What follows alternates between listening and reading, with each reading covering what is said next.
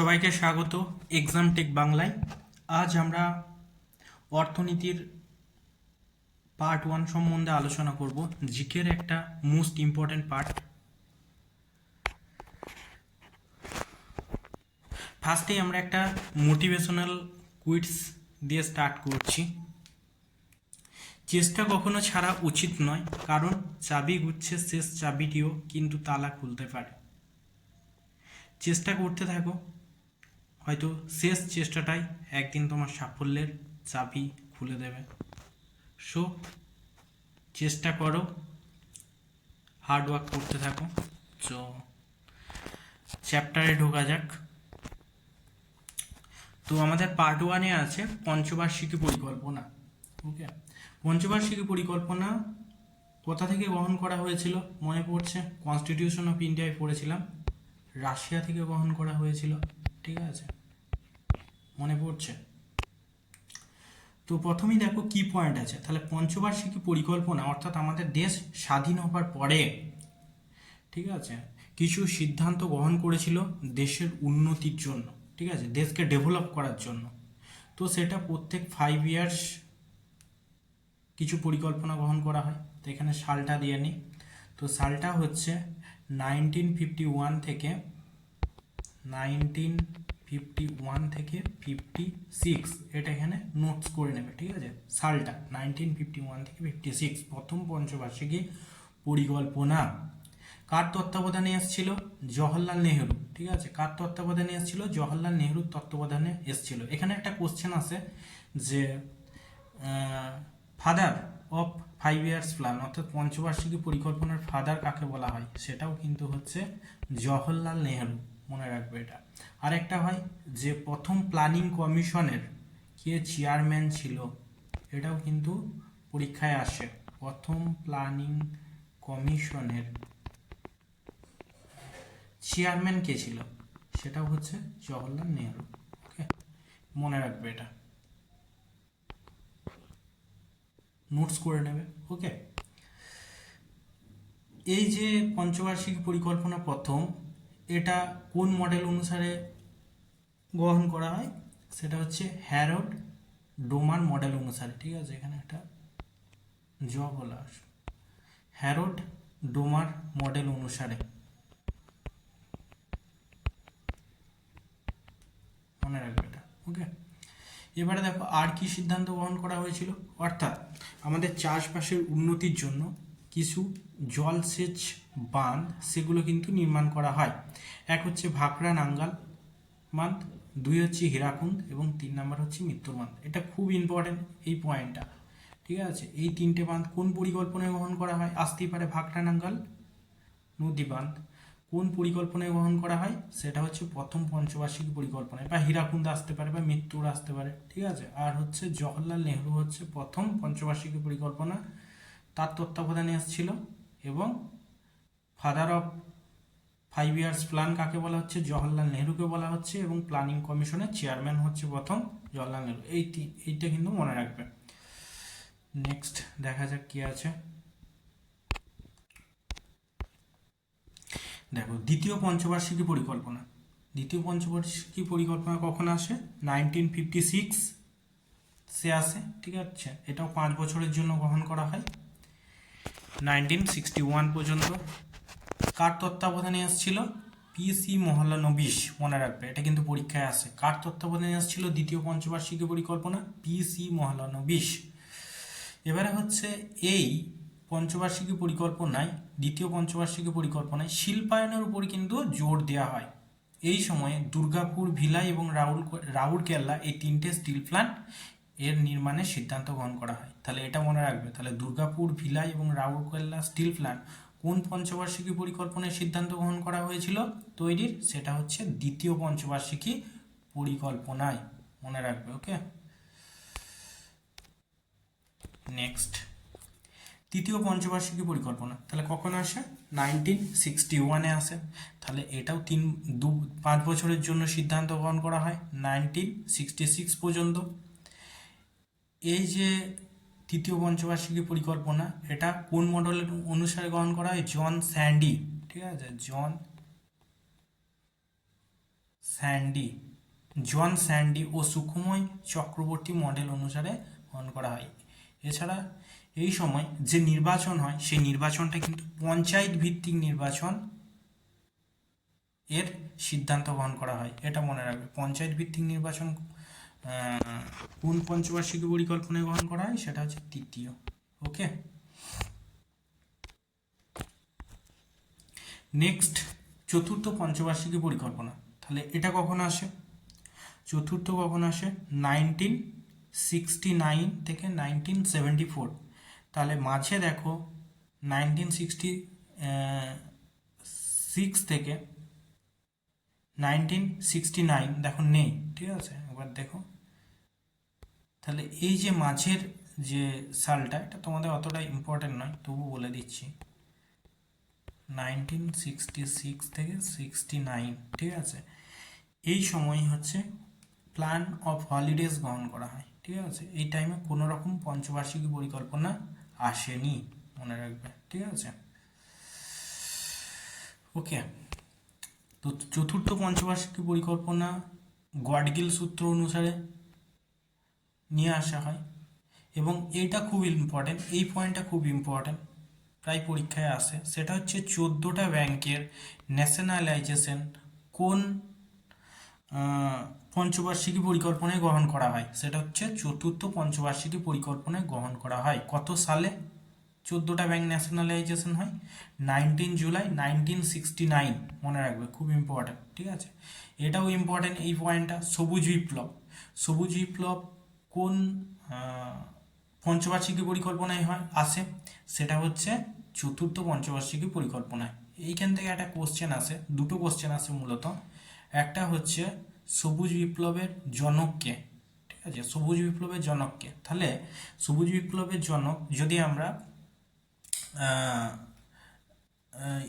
যদি ভারতের না লেখে, ঠিক আছে, তখন হবে নরম্যান বোরলেগ, অর্থাৎ ইন্টারন্যাশনাল, ঠিক আছে। তখন হবে কি? নরম্যান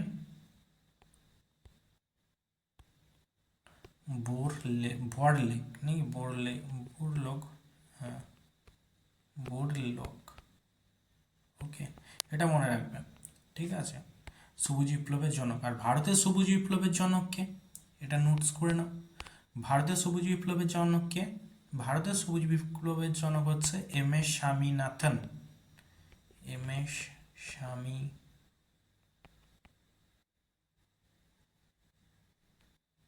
ওকে, M S Swaminathan, M S Swaminathan. Okay, notes করে নেবে এটা, এইগুলো পরীক্ষায় কিন্তু আসে। ওকে, নেক্সট দেখো পঞ্চম পঞ্চবার্ষিকী পরিকল্পনা। তাহলে কখন আসে? 1974, অর্থাৎ 1974 থেকে 1978 পর্যন্ত। এই সময় কি হয় না, বিদ্যুৎ সরবরাহ যে আইন আছে সেটা সংশোধন করা হয়, ঠিক আছে। এবং এইটা মোস্ট ইম্পর্টেন্ট হচ্ছে, এটা ভারতের জাতীয় মহাসড়ক, অর্থাৎ ন্যাশনাল হাইওয়ে, এনএইচ যেটা বলা হয়, ন্যাশনাল হাইওয়ে। তাহলে কোন পঞ্চবার্ষিকী পরিকল্পনায় সিদ্ধান্ত গ্রহণ করা হয় জাতীয় মহাসড়ক তৈরির, ন্যাশনাল হাইওয়ে তৈরির? সেটা হচ্ছে পঞ্চম পঞ্চবার্ষিকী পরিকল্পনায় সিদ্ধান্ত গ্রহণ করা। এটা খুব ইম্পর্টেন্ট, মনে রাখবে, পরীক্ষার জন্য, পরীক্ষায় আসে প্রায়। নেক্সট পেজ, ষষ্ঠ পঞ্চবার্ষিকী পরিকল্পনা। তাহলে ষষ্ঠ পঞ্চবার্ষিকী পরিকল্পনা কখন আসে? 1980 থেকে 1985, ঠিক আছে। তো দেখো মাঝে একটা কিন্তু 2 ইয়ার্সের গ্যাপ আছে, ঠিক আছে, মাঝে একটা 2 ইয়ার্সের কিন্তু গ্যাপ আছে। তাহলে গ্যাপটা হচ্ছে তোমার 1978 থেকে 80। তাহলে এইটাকে বলা হয় রোলিং প্ল্যান, ঠিক আছে। পরবর্তীকালে এই প্ল্যানটাকে, এই টাইমে প্রধানমন্ত্রী ছিল, এটাকে বলা হয় রোলিং প্ল্যান। তো ওটা জানার দরকার নেই, পরীক্ষা অতটা আসে না। ওকে, তো এই সময় ইন্দিরা গান্ধী এই প্ল্যানটাকে প্রত্যাখ্যান করে। পরবর্তীকালে 1980-তে আসে তার আমলে, ঠিক আছে, মনে রাখবে এটা। সরি, এটা মনে রাখার অত দরকার নেই, বাট বলে দিলাম। দেখো কি হয় না, এই সময় অর্থনৈতিক উদারীকরণ এর সিদ্ধান্ত নেওয়া হয়, অর্থাৎ আমাদের যে অর্থনৈতিক দিক থেকে যে উন্নতি, সেটার উপর জোর দেওয়া হয়। অর্থনৈতিক ডেভেলপমেন্টের ক্ষেত্রে। এছাড়া নাবার্ড, পরীক্ষায় প্রায় আসে এটা, নাবার্ড, নাবার্ডের ফুল ফর্মও চলে আসে। তাহলে নাবার্ড কোন পঞ্চবার্ষিকী পরিকল্পনা গ্রহণ করায়? ষষ্ঠ। আবার এটা মনে রাখবে, আবার নাবার্ডের ফুল ফর্মও আসে। তাহলে নাবার্ডের ফুল ফর্ম কি? National bank for agriculture. ওকে,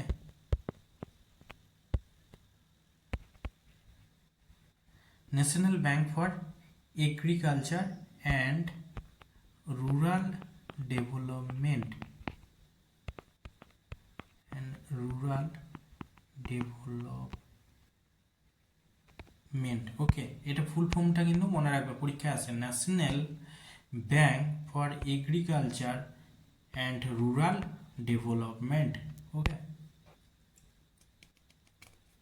তাহলে এই তোমার নাবার্ড কত সালে এস্টাবলিশ হয় বা প্রতিষ্ঠিত হয়? 1982, এটাও মনে রাখবে। ঠিক আছে, এর হেডকোয়ার্টারটাও মনে রাখবে, এটাও পরীক্ষায় আসে। হেডকোয়ার্টার হচ্ছে মুম্বাই। ওকে, নেক্সট সপ্তম। তাহলে সপ্তম পঞ্চবার্ষিকী পরিকল্পনা কখন আসে? 1985 থেকে, এটাও 5 বছরের জন্য নেওয়া হয় 1990 পর্যন্ত।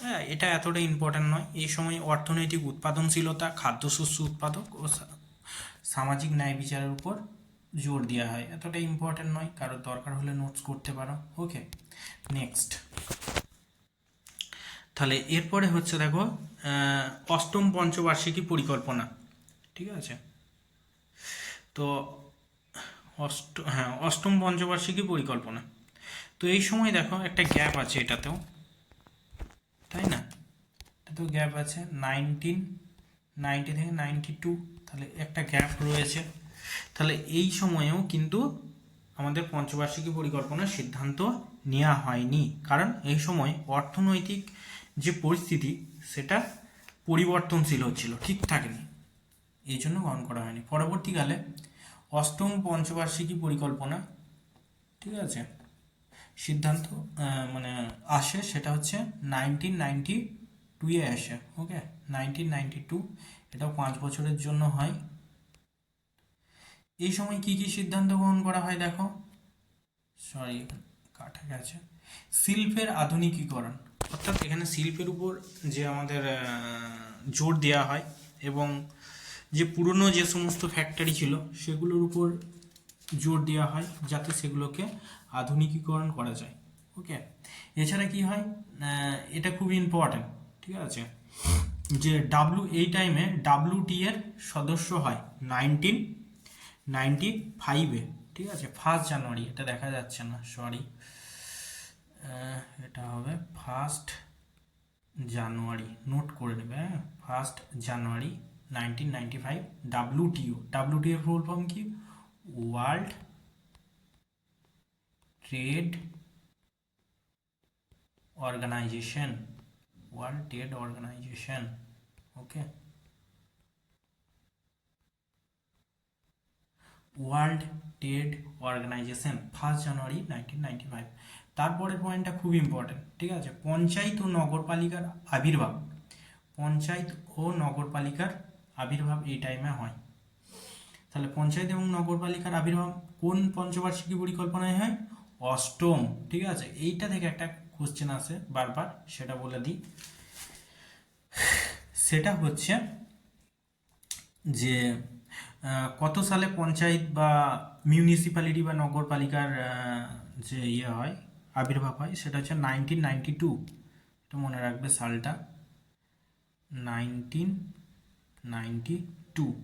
কত নাম্বার সংবিধান সংশোধনের মাধ্যমে পঞ্চায়েত এবং নগরপালিকার আবির্ভাব হয়? এটাও মনে রাখবে, 73 কনস্টিটিউশন অ্যামেন্ডমেন্ট, মনে রাখবে, এর আগে বানানটা লিখে দিয়েছি, কনস্টিটিউশন অ্যামেন্ডমেন্ট বা সংবিধান সংশোধন। ওকে, 1992-এ 73 নাম্বার সংবিধান সংশোধন বা কনস্টিটিউশন অ্যামেন্ডমেন্টের মাধ্যমে পঞ্চায়েত এবং নগরপালিকার আবির্ভাব হয়। নেক্সট পয়েন্ট দেখো, PMRY, অর্থাৎ প্রধানমন্ত্রী রোজগার যোজনা, এই টাইমে একটা স্কিম চালু হয়, প্রজেক্ট চালু হয় প্রধানমন্ত্রী রোজগার যোজনা। কোন পঞ্চবার্ষিকী পরিকল্পনায়? অষ্টম পঞ্চবার্ষিকী পরিকল্পনায়। ওকে, নেক্সট নবম। নবম এতটা আর কোনো ইম্পর্টেন্ট নেই এই পঞ্চবার্ষিকী পরিকল্পনাটা, তবু যার দরকার নোটস করে নেবে। এই সময় জনসংখ্যা নিয়ন্ত্রণ, দরিদ্র হার কমানো এবং প্রাথমিক শিক্ষার উপর জোর দেওয়া হয়। ওকে, এখানটা দেখা যাচ্ছে না এটা, যাই হোক পিডিএফটা তৈরি করার সময় এটা একটুখানি গন্ডগোল হয়েছে। তাহলে জনসংখ্যা দেখতে পাচ্ছ না, এটা জনসংখ্যা, এটা হচ্ছে দরিদ্রতা, দরিদ্র হার, আর এখানটা লেখা আছে প্রাথমিক শিক্ষা। ওকে, তাহলে দারিদ্রতা, জনসংখ্যা নিয়ন্ত্রণ ও প্রাথমিক শিক্ষা উপর জোর দেওয়া হয়। এই পয়েন্টটা এতটা ইম্পর্টেন্ট নয়, যে পয়েন্টগুলো ইম্পর্টেন্ট বলছি সেগুলো নোটস করবে। দশম তাহলে আসে 2002 থেকে 2007, এটা 5 বছরের জন্য করা হয়, কিন্তু এখানেরও পয়েন্টগুলো অতটা ইম্পর্টেন্ট নয়। ঠিক আছে, তো তবু বলে দিচ্ছি, কেউ যদি ইয়ে করো মানে নোটস করতে চাও, তাহলে হচ্ছে এই টাইমে কি হয় না, এই টাইমে যে আমাদের বৃদ্ধির মাত্রাটা, আমাদের অর্থনীতির যে বৃদ্ধির মাত্রাটা সেটা করা হয় তোমার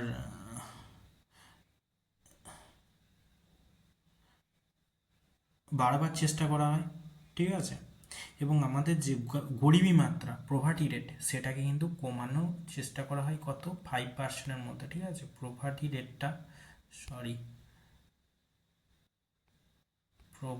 রেট বা দারিদ্রতা, ঠিক আছে, এটাকে কমানোর চেষ্টা করা হয় কত পর্যন্ত, 5% পর্যন্ত। ওকে, আর কি সিদ্ধান্ত গ্রহণ করা হয় না এই সময়, এমপ্লয়মেন্ট অর্থাৎ চাকরি, এবং যে আমাদের জেন্ডার এর যে গ্যাপ আছে সেই গ্যাপটাকে ইকুয়াল করার চেষ্টা করা হয়। ঠিক আছে, এটা মনে রাখতে পারো, জেন্ডার গ্যাপকে ইকুয়াল অর্থাৎ সমান করার চেষ্টা করা হয়। ঠিক আছে, জবের ক্ষেত্রে এবং বিভিন্ন জায়গায় সুযোগ সুবিধার ক্ষেত্রে। এরপরে আছে একাদশে একটা পয়েন্ট ইম্পর্টেন্ট আছে না, এই টাইমে আছে শিক্ষার অধিকার আইন 2009। ওকে, এটাও 5 বছরের জন্য স্থায়ী ছিল, 2007 থেকে 2012। দ্বাদশ অর্থাৎ শেষ পঞ্চবার্ষিকী পরিকল্পনা আছে 2012, এটা 5 বছরের জন্য স্থায়ী হয়। তো এটা এতটা ইম্পর্টেন্ট নয়, তবুও যার যদি দরকার হয় নোটস করতে পারো না। এই টাইমে ছিল ডেপুটি চেয়ারম্যান ছিল, ঠিক আছে, প্ল্যানিং কমিশনের ডেপুটি চেয়ারম্যান। ওকে, কিসের, প্ল্যানিং কমিশনের ডেপুটি চেয়ারম্যান ছিল কে, মন্টেংসিক আলোলিয়া।